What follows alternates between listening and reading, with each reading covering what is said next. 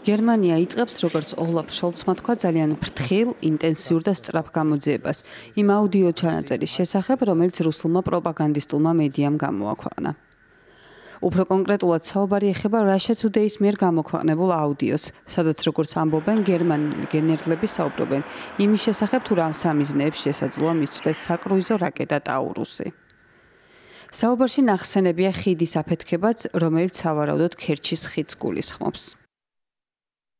გერმანიის თავდაცვის სამინისტრო ადასტურებს, რომ ჩანაწერი ნამდვილია, თუმცა მათი თქმით უნდა დაზუსტდეს, შეიტანეს თუ არა რუსმა პროპაგანდისტებმა ამ საუბარში ცვლილებები.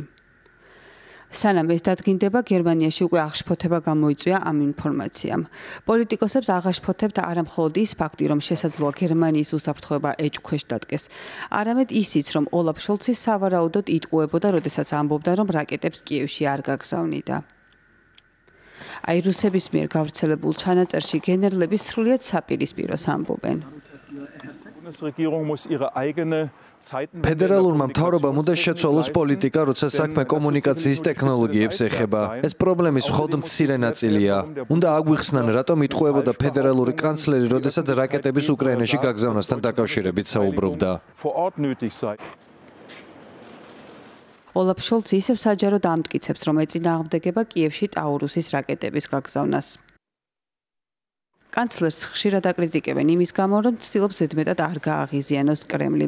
ეს კი მიუხედავად იმისა, რომ ამერიკის შეერთებული შტატების შემდეგ გერმანია მეორეა, როცა საქმე უკრაინისთვის შეიარაღების მიწოდებას ეხება.